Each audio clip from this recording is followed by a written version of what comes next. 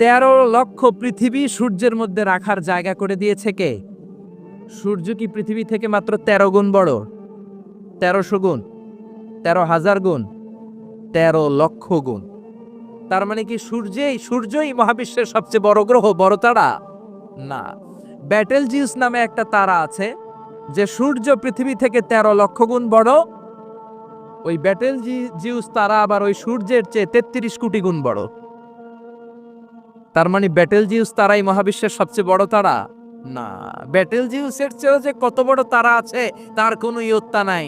এরকম lakh lakh, million, billion, trillion, zillion, ভিলিয়ন, octillion, কত অক্ট্রিলিয়ন তারা যে আমাদের গ্যালাক্সি মিল্কি ওয়েতে আছে, ইউনাইটেড স্টেটস অফ আমেরিকার নাসার বিজ্ঞানীরা আজও হদিস করতে পারে নাই। চিল্লা এখন আল্লাহু আকবার।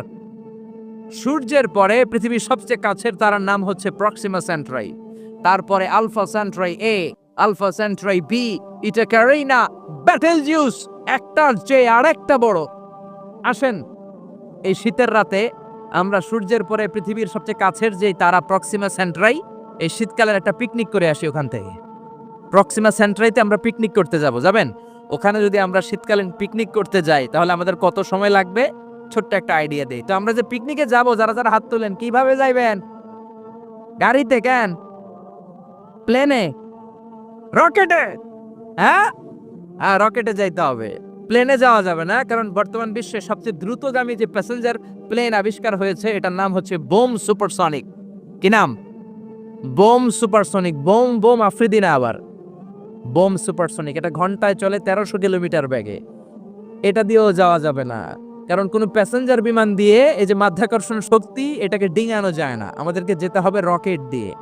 কোন রকেট দিয়ে যাব? যেই রকেট দিয়ে নীল আর্মস্ট্রং, এডউইন অলড্রিন আর মাইকেল কলিন্স 1969-এ চাঁদে নেমেছিল। ওই রকেটটার নাম হচ্ছে অ্যাপোলো 11। যারা যারা হাত তুলছেন একটু নামটা মুখস্থ রাখেন, অ্যাপোলো 11। তা না হলে আপনি ঘুরে আসলে লোকেরা জিজ্ঞেস করতে পারে কোন রকেটে গেছিলেন, তখন বলতে হবে না অ্যাপোলো 11-এ গেছিলাম। তো ঠিক আছে, যারা যারা হাত তুললেন তারা আর আমি এখন পৃথিবী থেকে সবচেয়ে কাছের যে তারাটা প্রক্সিমা সেন্ট্রাই তার নাম, ওইখানে পিকনিকে যাব। তো এই যে রকেটটা দিয়ে যাব অ্যাপোলো 11, এটা কত দ্রুত চলে এটা আগে শোনেন। এই অ্যাপোলো 11 সেকেন্ডে চলে 11 কিলোমিটার বেগে, মিনিটে চলে 660 কিলোমিটার বেগে, আর ঘন্টায় চলে 39,000 কিলোমিটার বেগে। সুবহানাল্লাহ, মজা করে কইতে পারলেন না? 39,000 কিলোমিটার বেগে ঘন্টায় চলে। আচ্ছা, বাংলাদেশ থেকে আমেরিকা কত কিলো হবে? 8-10 হাজার কিলো। তার মানে এই রকেটটা দিয়ে বাংলাদেশ থেকে আমেরিকায় 1 ঘন্টায় 4 বার আসা যাওয়া করা যাবে।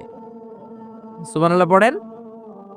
তো যারা যারা হাত তুলেছেন, আসেন আমরা এই রকেট দিয়ে পৃথিবীর সবচাইতে কাছের তারা প্রক্সিমা সেন্ট্রাইতে শীতকালের পিকনিকে যাব। কিন্তু যাবেন যে কত সময় লাগবে এটাও তো জানার দরকার আছে না নাই?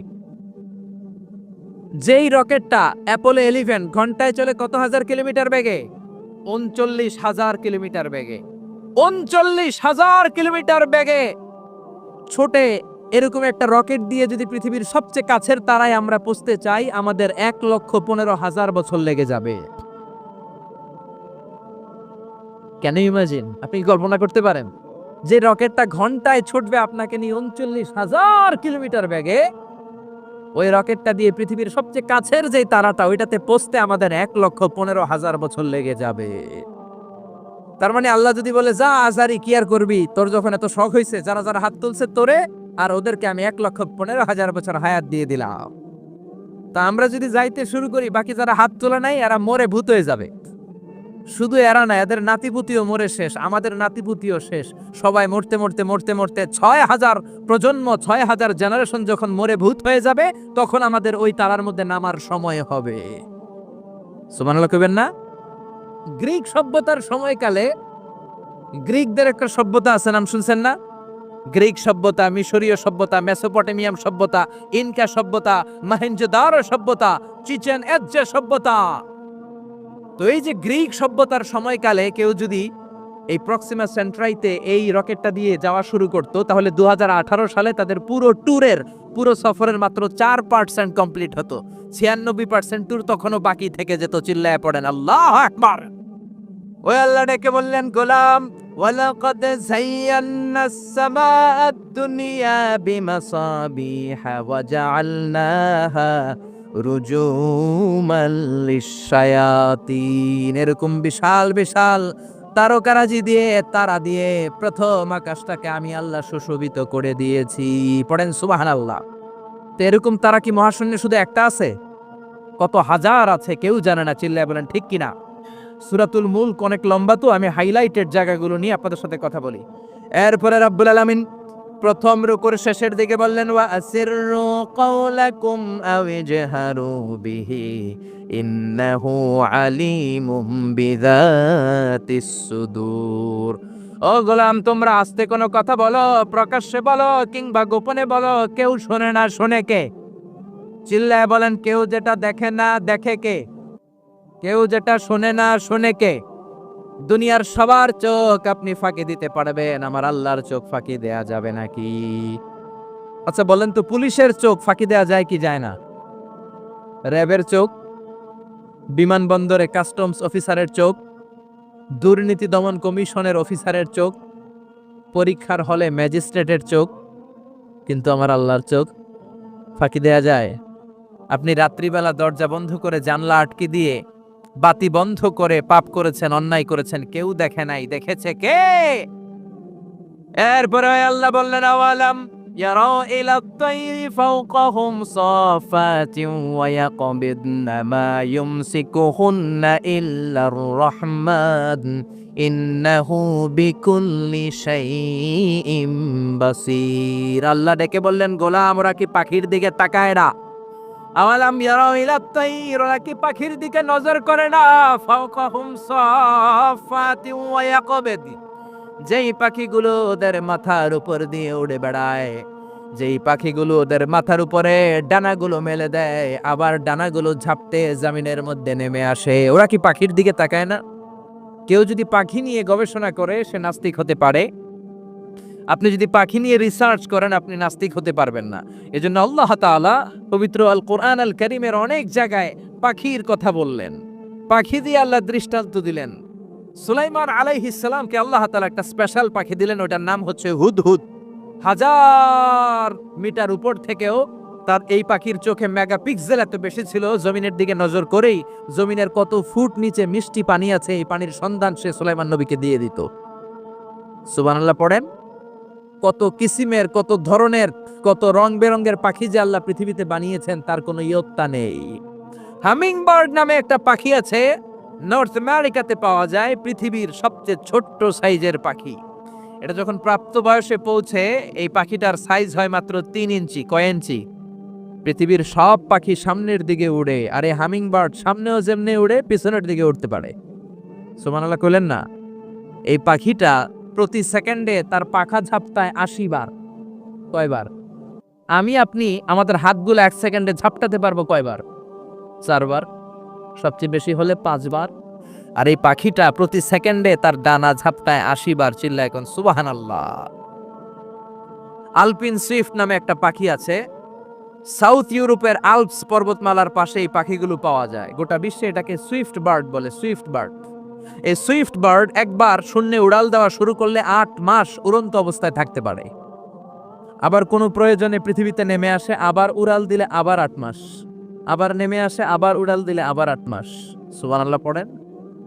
হোমা বার্ড নামে একটা পাখি আছে, যে পাখিটা উড়ন্ত অবস্থায় ডিম পেড়ে দেয়, আর ওই ডিম জমিনে পড়ার আগেই উড়ন্ত অবস্থায় শূন্যে থাকতে ওই ডিম ফুটে বাচ্চা বেরোয়, ওই বাচ্চাও আবার শূন্যে উঠতে শুরু করে দেয়।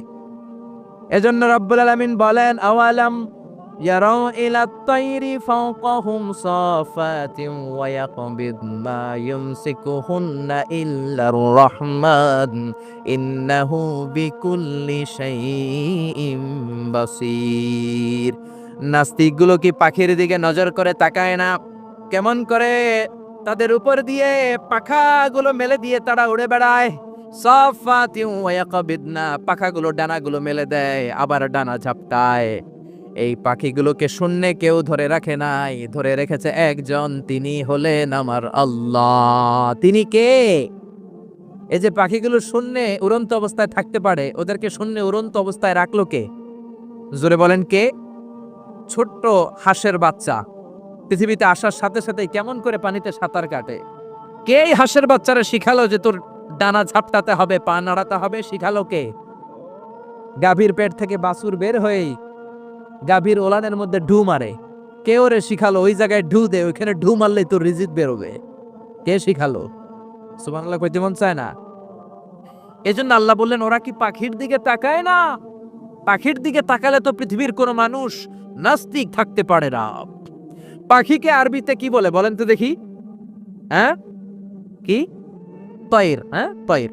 আর বিমানকে আরবিতে কি বলে কে জানেন? তয়ের, তয়রান, তয়ের একই জিনিস। বিমান আরবিও যা, পাখি আরবিও তা। Birds and aeroplane maintain the same flying mechanism while flying. পাখি আর বিমান যখন আকাশে উড়ে একই সিস্টেমে উড়ে। এজন্য এই পাখির উপর রিসার্চ করে বিমান আবিষ্কার হয়েছে। সুবহানাল্লাহ পড়েন। কিন্তু আফসোসের বিষয় হচ্ছে আমরা বানাতে পারি নাই, এটা বানিয়েছে ইহুদিরা। উইলবার রাইট অরভিল রাইট দুই ভাই মিলে বিমান বানিয়েছে 1903 সালে। ইউনাইটেড স্টেটস অফ আমেরিকার নাগরিক এই দুই ভাই মিলে তারা বিমান বানিয়ে ফেললো। আমরা বানাতে পারি নাই। আমরা আছি মদ আর নারী নিয়ে, আমরা আছি হিন্দি সিনেমা নিয়ে, আমরা আছি মারামারি নিয়ে, আমরা আছি কাফের ফতুয়া দেয়া নিয়ে, আমরা আছি তর্কাতর্কি নিয়ে, জি বাংলা নিয়ে, স্টার জলসা নিয়ে, কিরণমালা নিয়ে। চিল্লায় বলেন ঠিক কিনা? স্টার জলসা হায়ারে জিহি বাংলা, নষ্ট করলো হয়ে আমার সোনার বাংলা। স্টার জলসা হায়ারে জিহি বাংলা, নষ্ট করলো হয়ে আমার সোনার বাংলা। ঠিক কিনা? কেমন করে পরকিয়া করতে হবে, শাশুড়ি বউয়ের মধ্যে কেমন করে কুটনামি লাগাতে হবে, এগুলো ট্রেনিং জি বাংলা, স্টার জলসা, হিন্দি সিনেমার ভেতরে আছে না নাই? আমরা এগুলো নিয়ে ব্যস্ত, কাফের ফতুয়া দিয়ে নিয়ে ব্যস্ত। কথায় কথায় আমাদের মুখ দিয়ে বেরোয় তুই কাফের, তুই 3 কারণে কাফের, তুই 5 কারণে কাফের, তুই 6 কারণে কাফের। এই কাফের মরলে এই কাফেরকে যেখানে কবর দেয়া হবে ওই কবরের উপর যে ঘাস উঠবে, ওই ঘাস যে গাভী খাবে, ওই গাভীর দুধ যে খাবে ওইটাও কাফের। এরকম ফতোয়া আছে না নাই? তা আমরা এই ফতোয়াবাজি নিয়ে ব্যস্ত। উইলবার রাইট আর অরভিল রাইট কোরআনের এই আয়াতের উপর রিসার্চ করে গবেষণা করে এরা দুইজন বিমান বানিয়ে ফেললেন। এই দুই ভাই পাহাড়ের মধ্যে শুয়ে কত পাখি যে দেখেছে, কত পাখির ছবি যে এঁকেছে, কত পাখির মোশন এন্ড মুভমেন্ট নিয়ে তারা গবেষণা করেছে। করতে করতে করতে এই দুই ভাই বিমান বানিয়ে ফেলেছে। তবে এখনকার মতো এত উন্নত বিমান নয়, ছোট্টখাট্ট বিমান, একটু উড়ে আবার ধপাস করে জমিনে পড়ে, একটু উড়ে আবার ধপাস করে জমিনে পড়ে। সর্বপ্রথম ফ্রান্সের এক শহর থেকে আরেক শহরে পৃথিবীর প্রথম প্যাসেঞ্জার বিমান এক শহর থেকে আরেক শহরে ল্যান্ড করেছে। এই তো মানুষের স্বপ্ন বাস্তবায়িত হয়ে গিয়েছে। এতদিন মানুষ শুধু দেখতো হায় রে পাখি উড়ে, আমরা উঠতে পারি না। এখন পাখির চেয়ে আরো দ্রুত বেগে আমরা উড়ি। ঠিক কিনা? এই যে আপনারা হজে যান, কিভাবে যান? প্লেনে যান। প্লেনে যান তো বুঝলাম, উড়ে উড়ে যান না? পাখি আর কত দ্রুত উড়ে, পাখির চেয়ে দ্রুত বেগে আমরা উঠতে পারি। চিল্লায় বলেন ঠিক কিনা? এই বিমান আবিষ্কার হওয়ার আগ পর্যন্ত পৃথিবীর সব দেশের ছিল শুধু সেনাবাহিনী আর নৌবাহিনী। বিমান আবিষ্কারের পর শুরু হয়ে গেল বিমান বাহিনী। এখন সব স্বাধীন দেশের বিমান বাহিনী আছে না নাই? Air force, military. এখন মানুষ ড্রোন হামলা করে, মিসাইল হামলা করে, ব্যালিস্টিক ক্ষেপণাস্ত্র দিয়ে হামলা করে। United states of America little boy and fat man নামে দুইটা পারমাণবিক বোমা দিয়ে জাপানের হিরোশিমা নাগাসাকিকে ধ্বংস করে মেসাকার করে দিয়েছে।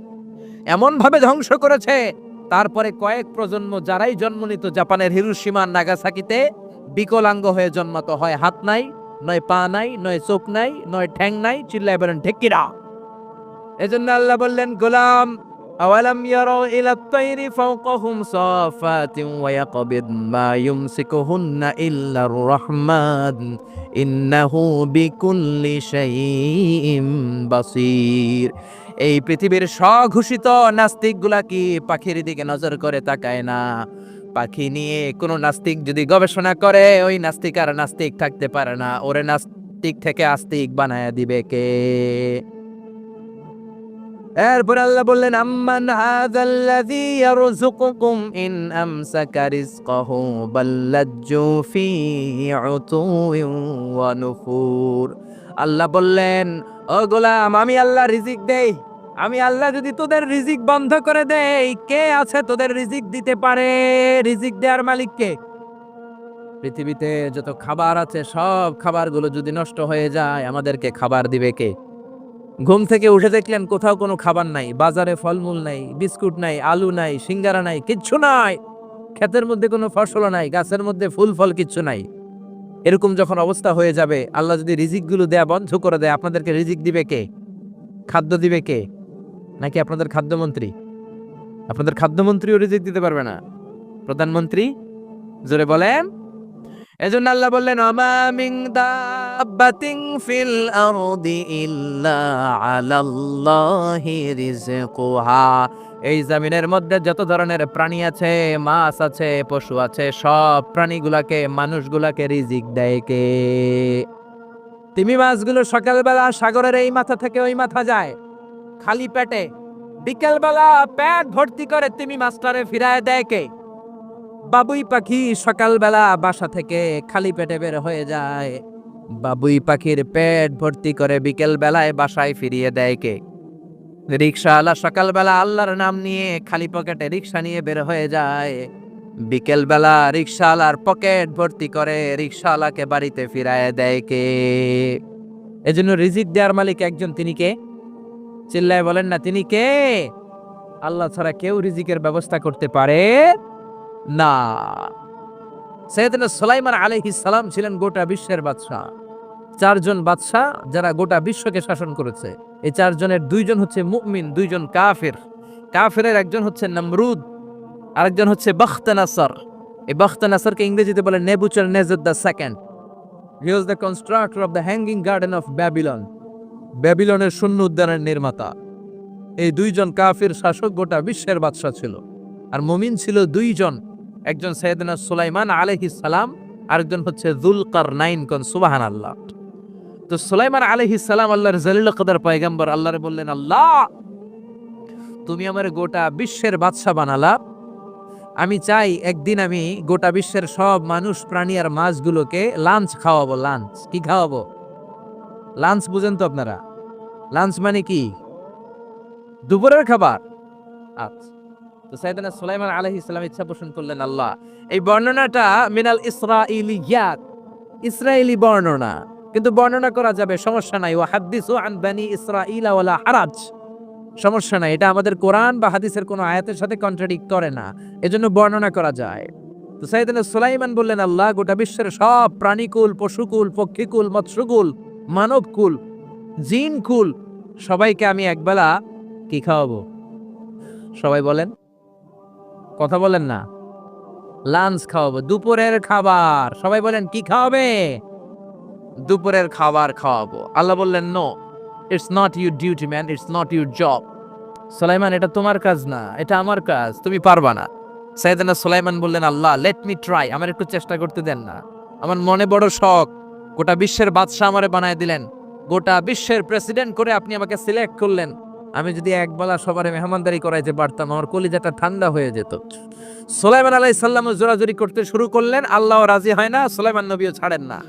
পরে সুলাইমান আলাইহিস সালামের জোরাজুরির কারণে আল্লাহ বললেন, ওকে ট্রাই করে দেখো পারো কিনা। সাইয়েদনা সুলাইমান আলাইহিস সালামের অনুসারী ছিল জিনেরা। জিনেরা ওনার কথা শুনতো, সব জিনদেরকে নিয়ে বসালো, জিনদের সাথে গোল টেবিল বৈঠক। জিনের বাদশারে বলল, জিনের বাদশাহ, আমি গোটা বিশ্বের সব মানুষগুলোকে একদিন দুপুরের খাবার খাওয়াবো। যাও সাগরের পাড়ে 40 কিলোমিটার জায়গার মধ্যে খাবারের আয়োজন করো।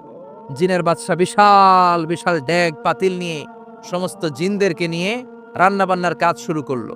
আফ্রিকার জঙ্গল থেকে আস্ত আস্ত গরুগুলোকে এনে ফ্রাই করতে আরম্ভ করলো, হরিণগুলোকে রোস্ট করতে আরম্ভ করলো, সাগরের তিমি মাছগুলোকে ভুনা করতে শুরু করলো, আকাশের বড় বড় পাখিগুলোকে রোস্ট করতে শুরু করলো। 40 কিলোমিটার ব্যাপী জায়গা নিয়ে খাবার তৈরি করা হচ্ছে, কারণ সাইয়েদনা সুলাইমান আলাইহিস সালাম গোটা বিশ্বের মানুষকে, গোটা বিশ্বের প্রাণীগুলোকে একদিন দুপুরের খাবার খাওয়াবে।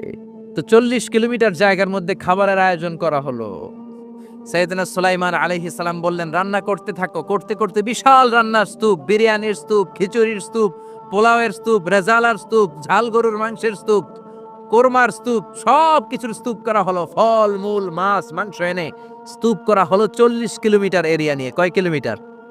সবাই বলেন কয় কিলোমিটার? সব যখন রান্না শেষ, চলে এলো সেই মাহেন্দ্রক্ষণ, সেই মাহেন্দ্র দিন যেদিন তিনি আপ্যায়ন করাবেন।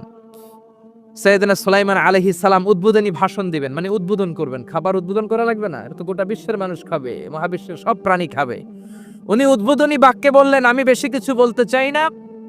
মাছেরা লাইন ধরবে সাগরের এদিক দিয়ে, পাখিরা লাইন ধরবে ডান দিক দিয়ে, মানুষ লাইন ধরবে বাম দিক দিয়ে, জিনেরা লাইন ধরবে সামনে দিয়ে, আর বনের পশুরা লাইন ধরবে জঙ্গলের এদিক দিয়ে। লাইনে লাইনে আসো, তোমাদেরকে খাবার দেয়া হবে সকাল থেকে সন্ধ্যা পর্যন্ত, যার যত মনে চায় পেট ভর্তি খাবার দেয়া হবে। ইন দ্য মিন টাইম সাগরের ভেতর থেকে এক বিশাল আকৃতির তিমি মাছ করে ডেকে বলল, সুলাইমান, আমি লাইন টাইন মানি না। কি মানি না? তুমি তোমার উদ্বোধনী বক্তব্যে বলেছো লাইন ধরে খাবার নিতে হবে, আমি লাইন টাইন মানি না। আমার পেটে প্রচন্ড ক্ষুধা, ক্ষুধার জ্বালায় আমি মরতে বসেছি, আমি লাইন মানি না, খাবার দাও। সাইয়েদনা সুলাইমান আলাইহিস সালাম বললেন, আমি নবী মানুষ, আমি বেলাইন করতে পারি না। সাইয়েদনা সুলাইমান বললেন, আমি লাইন ছাড়া খাবার দিতে পারি না। তিমি মাছ বলে, আমি লাইন মানি না, আমার পেটের ভেতরে এত ক্ষুধা, ক্ষুধার জ্বালায় আমি মরে যাচ্ছি। তোমার এই মেহমানখানায় এসে খাবারের অভাবে আমি যদি তিমি মাছ মারা যাই, কিয়ামতের দিন আল্লাহ তোমারে ছাড়বে না রে সুলাইমান। সুলাইমান আলাইহিস সালাম পড়ে গেছে বিপদে। হ্যাঁ হ্যাঁ, আসলে যেটা যদি মরে যায় তাহলে তো সমস্যা, ব্যাড রেকর্ড হয়ে যাবে, ঠিক কিনা?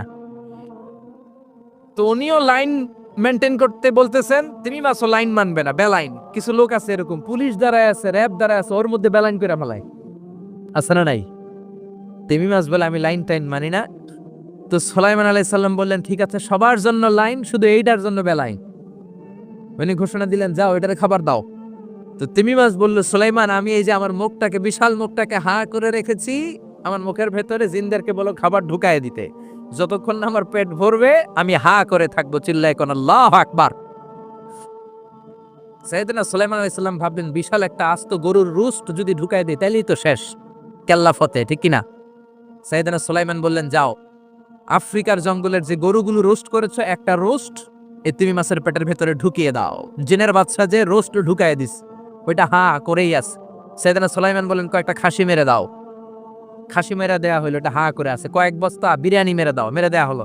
বললো আরো 10টা গরু ঢুকায় দাও, হা করে আছে। আরো 50টা খাসি ঢুকায় দাও, হা করে আছে। আরো কয়েক হাজার তিমি মাছ রোস্ট করে ঢুকায় দাও, ঢুকায় দিতেছে।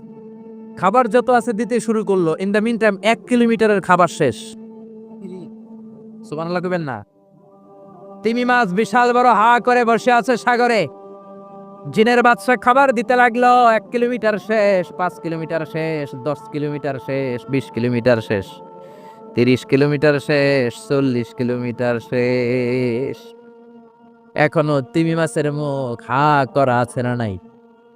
সৈয়দনা সুলাইমান সিজদায় পড়ে গেলেন, আল্লাহর ডেকে বললেন, মাবুদ রে, আমি বুঝতে পারি না আসলে রিজিক দেওয়ার মালিক আমরা না, গোটা বিশ্বের সবাইকে খাওয়ানোর ক্ষমতা আমার নাই, রিজিকের মালিক একজন, তিনি কে? তিমি মাছ ডেকে বলে, ও সুলাইমান, প্রতিদিন রব্বুল আলামিন 3 লোকমা খাবার আমারে খাওয়ায়, 3 লোকমা খাবার সাগর থেকে আমাকে সংগ্রহ করে দেয়। তুমি যে 40 কিলোমিটারের সব খাবারগুলো আমার পেটের ভেতরে ঢুকিয়ে দিয়েছো সুলাইমান, আল্লাহর 3 লোকমা খাবারের 1 লোকমার সমানও হয় নাই। আরো আস্তে কোন সুবহানাল্লাহ। এজন্য রিজিক দিতে পারে একজন, তিনি কে? আরো জোরে বলেন, কে? এই সূরাটা আল্লাহ শেষ করলেন কি বলে? কুল আরাআইতুম ইন আসবাহা মাউকুম গাওরান ফামান ইয়াতিকুম বিমাইম মাইন। বলো দেখি, সবে শুকাইয়া যদি যায় এই পৃথিবীর পানি, তাহলে হেথায় তটনির ধারা কে দিবে সবারে আনি। চিল্লায় পড়েন আল্লাহু আকবার। একদিন ঘুম থেকে উঠে যদি দেখেন টিউবওয়েল চাপছেন, পানি নাই, নদীর মধ্যে পানি নাই, ট্যাপ ছেড়ে দিলেন, ট্যাপ থেকে কোনো পানি নাই, আপনারে পানির ব্যবস্থা করে দিবে কে? কেউ করে দিতে পারবে আল্লাহ ছাড়া? একটু কল্পনা করেন না, আগামীকালের সকালটা, ঘুম থেকে উঠলেন, মুখ ধুবেন, টয়লেট করবেন, ফ্রেশ হবেন, ট্যাপে পানি নাই, টিউবওয়েলে পানি নাই, বাজারে মিনারেল ওয়াটারও নাই, কোথাও পানি নাই, কি করবেন? পানি দেওয়ার মতো কেউ আছে? জোরে বলেন। এজন্য পানির মালিক কে? জোরে বলেন। এই পানি দিয়ে আল্লাহ আবার শাস্তিও দেয়। পানির অপর নাম যেমনি জীবন, আবার পানির অপর নাম হচ্ছে মরণ। চিল্লায় বলেন ঠিক কিনা? সাইয়েদনা নূহ আলাইহিস সালামের উম্মতকে এই পানি দিয়ে, প্লাবন দিয়ে আল্লাহ শেষ করে দিয়েছেন। চিল্লায় বলেন ঠিক কিনা? এজন্য পানির মালিক আল্লাহ। পানি চাইতে হবে শুধুমাত্র কেবলমাত্র একজনের কাছে, তিনি কে? নাকি বৈশাখীর কাছে চাবে? নাকি ইন্দ্রদেবের কাছে চাবে? হিন্দুরা পানি চায় ইন্দ্রদেবের কাছে। কার কাছে? আর আমরা চাই বৈশাখীর কাছে। বৈশাখী মেঘের কাছে জল চেয়ে তুমি কাঁদেবে, আমি চাই না তুমি কাঁদেবে, আমি চাই না। এরকম আছে না নাই? বৈশাখী তোমারে পানি দিতে পারে না, ইন্দ্রদেব পানি দিতে পারে না, কোন সরকার বাহাদুর পানি দিতে পারে না। পানি দিতে পারে একজন, তিনি কে? আল্লাহ মেঘ দে পানি দে ছায়া দে রে তুই, আল্লাহ মেঘ দে। পড়েন পড়েন, আল্লাহ মেঘ দে পানি দে ছায়া দে রে। এই সূরাটা আপনার চোখ খুলে দিবে। নাস্তিকদের জন্য আল্লাহ এই সূরাতে ডোজ দিয়েছে। নাস্তিকরা বলে আমরা স্রষ্টায় বিশ্বাস করি না, এর কারণ আনসিন ইজ নাথিং, যেটা দেখা যায় না ওইটা মানি না। নাস্তিকরা যে আল্লাহ তাআলাকে বিশ্বাস করে না, তাদের সবচেয়ে যুক্তি হচ্ছে আনসিন ইজ নাথিং, যেটা দেখা যায় না ওইটা বিশ্বাস করি না। তো নাস্তিককে জিজ্ঞেস করবেন, do you see the air in the atmosphere? এই যে বায়ুমণ্ডলে বাতাস, তুমি কি বাতাস দেখতে পাও? So why do you believe on that? তাহলে বাতাস না দেখলে বাতাসে বিশ্বাস করো কেন? Do you see the bad headache someone feel in his head? কেউ যখন মাথায় ব্যথা পায়, অনেকে এসে বলে হুজুর মাথার ব্যথায় মরে যাচ্ছে, একটু ফু দিয়ে দেন। ওর যে মাথায় ব্যথা, আমি কি দেখতে পাচ্ছি? কথা বলেন। So why do you believe on that? তাহলে বিশ্বাস করো কেন? আরে মেয়ে, তুমি তো তোমার নিজেরই দেখো না, নিজের স্রষ্টারে দেখবা কেমন করে? আমরা কি আমাদের চোখ দেখতে পাই আয়নার সাহায্য ছাড়া? জোরে বলেন। আমি কি আমার চোখ দেখতে পাচ্ছি? আপনারা আপনাদের চোখ দেখতে পাচ্ছেন? আপনারা আমারটা দেখতেছেন, আমি আপনাদেরটা দেখতেছি, কিন্তু আমরা কি আমাদেরটা দেখতে পাচ্ছি? সামনে আয়না না ধরলে আমরা আমাদের চোখ দেখি না। আপনি কি আপনার পিঠ দেখেছেন আয়নার সাহায্য ছাড়া? জোরে বলেন। আরে আয়না এনে দিলেও তো পিঠ দেখতে গেলে ঘাড় ভেঙে যাওয়ার সম্ভাবনা আছে। চিল্লা এখন ঠিক কিনা? এজন্য আল্লাহ ডেকে বলে, গোলাম আমারে দেখা যায় না। লা তুদরিকুহুল আবসার ওয়া হুয়া ইউদরিকুল আবসার ওয়া হুয়াল লাতীফুল খাবীর। পৃথিবীর কোন চোখ আমি আল্লাহরে দেখে না, আমি আল্লাহর চোখ পৃথিবীর সবাইরে দেখে। ঠিক কি না? এজন্য আমারে দেখা যায় না। আমার সৃষ্টির দিকে নজর করে তাকা, আমার সৃষ্টির ভেতরে আমি আল্লাহর নিদর্শন আছে না নাই? কক্সবাজারে যান, the longest sea beach in the world, পৃথিবীর সবচাইতে বড় সমুদ্র সৈকত বাংলাদেশে দিয়ে দিয়েছে কে? 155 কিলোমিটার। এই সাগরের সামনে যখন দাঁড়াবেন, সাগরের ঢেউ তর্জন গর্জন যখন আপনার চোখে পড়বে, সাগরের দিকে তাকালে আপনি বুঝতে পারবেন এই সাগরেরও একজন স্রষ্টা মালিক আছাড়া নাই। পাহাড়ের দিকে নজর করলে বুঝবেন পাহাড়ের একজন স্রষ্টা আছে। মরুভূমির দিকে যদি তাকান, আপনি বুঝতে পারবেন এই মরুভূমির একজন স্রষ্টা আছে। ঝর্ণার দিকে নজর করলে বুঝবেন এই ঝর্ণারও একজন মালিক আছে না নাই? ঝর্ণা ঝর্ণা ঝর্ণা রে, বলনা বলনা বলনা রে, কার বিরহে পাগল পাড়া তুই, কার মিলনে ফুল ফসলে ভরা রে তোর দুকুল ভুই, কার মিলনে ফুল ফসলে ভরা রে তোর দুকুল ভুই। ঝর্ণা ঝর্ণা ঝর্ণা রে, বলনা বলনা বলনা রে, কার বিরহে পাগল পাড়া তুই। পড়েন আল্লাহু আকবার। ঝর্ণার দিকে যদি তাকান অন্তরের চোখ নিয়ে, আপনার অন্তর আপনাকে সায় দিবে, বলে দিবে যে এই ঝর্ণা এমনি এমনি তৈরি হয় না, এই ঝর্ণারও একজন স্রষ্টা আছে না নাই? এজন্য নাস্তিকদের জন্য আল্লাহ এই সূরাতে ডোজ দিয়েছেন। কুফানগরীতে এক নাস্তিক ছিল, সে বলে আমি স্রষ্টাকে মানি না, যদি কেউ আমার সামনে এসে প্রমাণ করে দিতে পারে যে স্রষ্টা বলে একজন কেউ আছে, আমি মেনে নিব। কুফার লোকেরা বলল, ইনদানা ইমাম ইসমুহু নু'মান ইবনু সাবিত, আমাদের একজন ইমাম আছে, তার নাম নু'মান, উনি আমাদের ইমাম, আল ইমাম আল আযম আবু হানিফা। সুবহানাল্লাহ পড়বেন না? সবাই বলল, তুমি নাস্তিক, তোমার ইমামে আযম আবু হানিফা নু'মান ইবনু সাবিত, উনি বুঝাইয়ে দিতে পারবে যে স্রষ্টা বলে একজন আছে। নাস্তিক বলে, কই তোদের ইমাম, নিয়ে আয়। সময় দেয়া হলো জুমার নামাজের পরে দুপুর 2টায় কুফার একটা ময়দানে সাইয়েদনা ইমাম আবু হানিফা আর নাস্তিক একসাথে তর্ক করবে, ডিবেট করবে। সাইয়েদনা আবু হানিফা উনি আল্লাহর পক্ষে আর নাস্তিক আল্লাহর বিপক্ষে। তো যেদিন তর্কে ডেট করা হলো, হাজার হাজার মানুষ এসেছে, ওই নাস্তিকও এসেছে, আসে নাই শুধু ইমাম আবু হানিফা। 2টার দিকে এসে সবাই বসে আছে, আসে না। 2:30 বাজে আসে না, 3টা বাজে আসে না, 3:30 আসে না, 4টার দিকে দৌড়ায় আসছে। নাস্তিক বলে, যেই লোকের সময় জ্ঞান নাই ওই লোকের সাথে কোনো তর্ক নাই। কথা শুনতেছেন? মনোযোগ আছে না গেছে? যার সময়ের জ্ঞান নাই তার সাথে তর্ক নাই। ইমাম আবু হানিফা বললেন, ইনদি উযর, আমার ওজর আছে, আই হ্যাভ এক্সকিউজ। কি এক্সকিউজ আছে? আবু হানিফা বলতে শুরু করলেন, আমি যখন ঘর থেকে বের হয়ে যাই, আমার বাড়ির সামনে বিশাল একটা নদী পড়ে যায়, এই নদীটা পার হয়ে আসতে হয়। আজকে যে দেখি নদীর সামনে কোনো মানুষ নাই, কোনো নৌকা নাই, কেউ নাই। নদীর পাশেই বিশাল বড় একটা গাছ।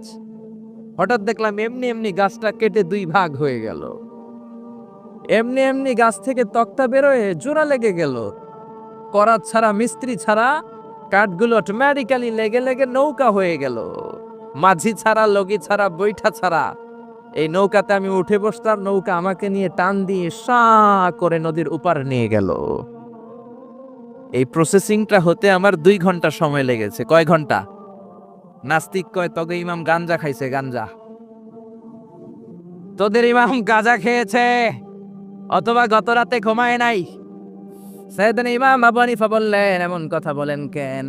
নাস্তিক বলে, মানুষ ছাড়া, করাত ছাড়া, মিস্ত্রি ছাড়া গাছ এমনি এমনি 2 ভাগ হয়ে যায় নাকি? এমনি এমনি তক্তা জোড়া লেগে যায় নাকি? কাঠের পিসগুলো জোড়া লেগে লেগে নৌকা হয়ে যায় নাকি? মাঝি ছাড়া, লগি ছাড়া, বৈঠা ছাড়া নদীর এপার থেকে নৌকা কাউকে নিয়ে ওপারে চলে যায় নাকি?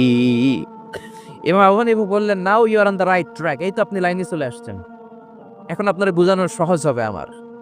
সাইয়েদনা ইমাম আবু হানিফা বললেন, বুঝলাম, এমনি এমনি কিছু হয় না, এমনি এমনি তক্তা হয় না, এমনি এমনি নৌকা হয় না, এমনি এমনি মাঝি ছাড়া নৌকা চলে না। তাহলে আকাশটা কেমন করে এমনি এমনি হলো? জমিনটা কেমন করে এমনি এমনি হলো? মহাশূন্য কেমন করে এমনি এমনি হলো? নভমণ্ডল ভূমণ্ডল কেমন করে এমনি এমনি হলো? কার ইশারায় সাগর বয়ে যায়, কার ইশারায় ঝর্ণা চলে? চিল্লায় এখন সুবহানাল্লাহ। নাস্তিক বলে, তাই তো, এইভাবে তো আমি ভেবে দেখি নাই। আসলেই তো আমি একটা উল্লুক্কা পাঠা, আমি তো চিন্তা করি না এইভাবে। নাস্তিক বলে, ও ইমাম, আপনি আমার ঘুমন্ত বিবেককে জাগিয়ে দিয়েছেন, আমার চোখ আপনি খুলে দিয়েছেন, আর দেরি করার দরকার নাই। আপনি আমারে পড়িয়ে দেন, লা ইলাহা ইল্লাল্লাহু মুহাম্মাদুর রাসূলুল্লাহ সাল্লাল্লাহু। এজন্য সূরার ভেতরে নাস্তিকদের জন্য কিছু মেডিসিন দিয়েছে কে? আরো জোরে সবাই বলেন, কে? সূরার নাম আরো জোরে সবাই বলেন না, কি নাম? সূরা মুলক। মুলক মানে ক্ষমতা। মুলক মানে কি?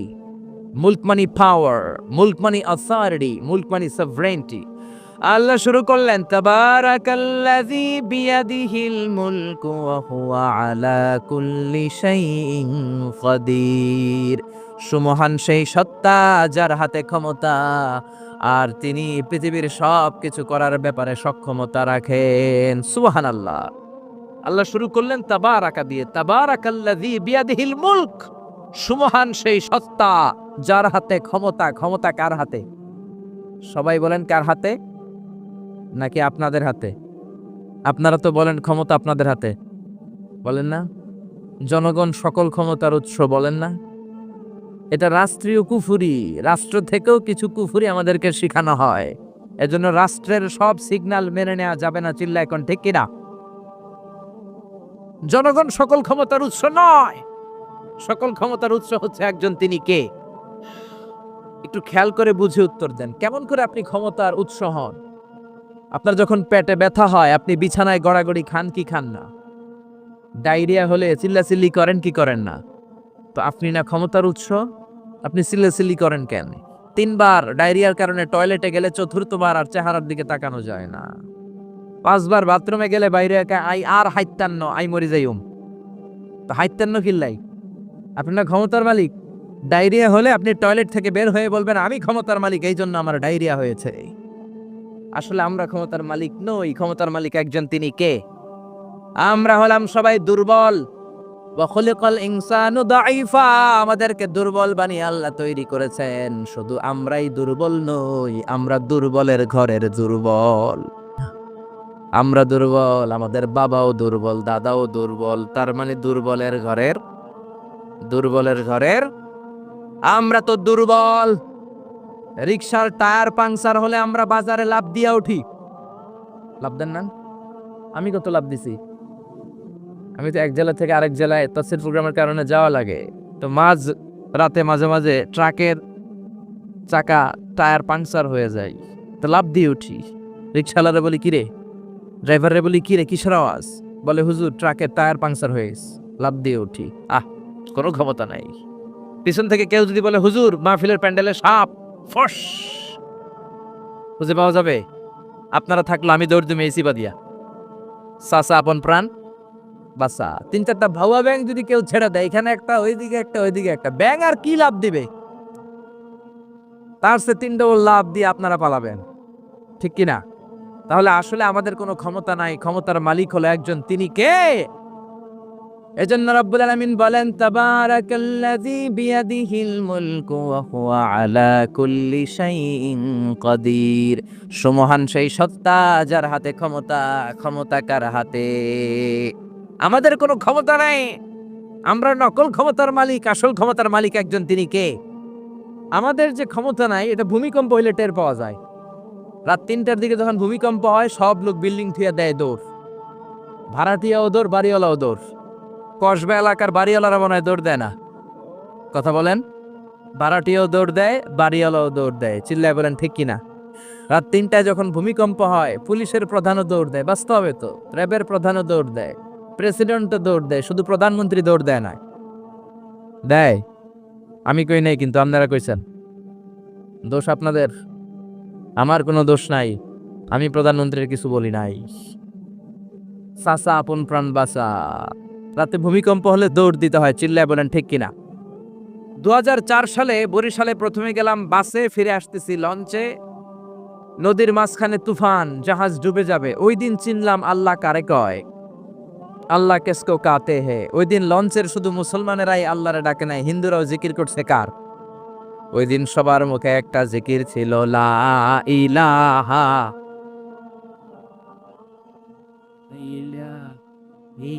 লা ইলাহা ইল্লাল্লাহু মুহাম্মাদুর রাসূলুল্লাহ। লঞ্চের সবাই সেদিন চিৎকার দিয়ে বলছে বাঁচাও। আমি বললাম কে বাঁচাবে? কই হুজুর আপনি বাঁচাবেন।